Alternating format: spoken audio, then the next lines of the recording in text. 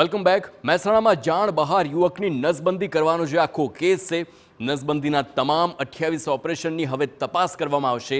નવી સેઢવી આરોગ્ય કેન્દ્રના હેલ્થ વર્કરને સસ્પેન્ડ પણ કરવામાં આવ્યા છે. કુલ 8 આરોગ્ય ઓફિસર અને કર્મચારીઓને કારણદર્શક નોટિસ પણ ફટકારવામાં આવી છે.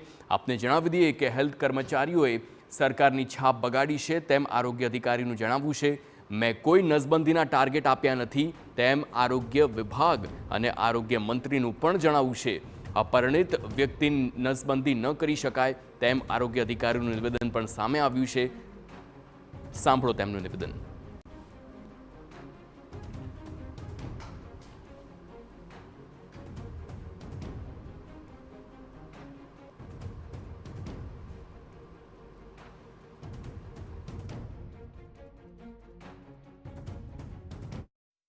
હમણાં 22 નવેમ્બરથી 4 ડિસેમ્બર સુધીના જે કેમ્પો થયા એમાં અમારા ધ્યાને જેટલા કેસો આવ્યા અને એ કેસો પૈકી જે જવાબદાર કર્મચારીઓ છે એમાં 2 કર્મચારીને અમે ધનાલીના કર્મચારી અને નવી શેરડાવીના કર્મચારીને અમે સસ્પેન્ડ કર્યા છે અને સાથે સાથે તાલુકા આરોગ્ય અધિકારી છે અને સુપરવાઇઝરશ્રીઓ અને નીચેના કક્ષાના જે અમારા જે જવાબદાર ફિલ્ડ કર્મચારીઓ છે એને અમે નોટિસ આપી છે. ટોટલ 8 જેટલા કર્મચારીઓ અધિકારીઓને અમે નોટિસ આપી. રાજ્ય સરકારની કેસો કરવાનો હોય છે ક્વોલિટી કેસીસ એ મુજબ એ પોતે પરિણિત હોવો જોઈએ, એની પત્નીની સહી હોવી જોઈએ, એના સંતાનો 2 કે 1 હોય તો કરી શકાય. અપરિણિત હોય તો એનું કોઈ દિવસ નસબંધી કરી શકાય નહીં. આવો જે એક મામલો અમને ધ્યાનમાં આવ્યો છે એની અમે તાત્કાલિક તપાસ કરી અને અહેવાલ કરી અને ઉપર રિપોર્ટ પણ કરી દીધો સ્ટેટમાં પણ, અને રાજ્ય સરકારની પણ સૂચના અને માનનીય આરોગ્ય મંત્રીશ્રીની પણ સૂચના હતી.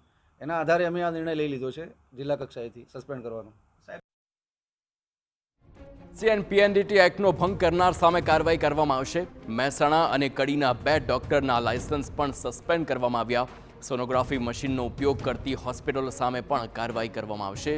મહેસાણામાં ડોક્ટર પ્રિયાંશુ પટેલની હોસ્પિટલમાં સોનોગ્રાફી મશીન સીલ કરવામાં આવ્યું છે.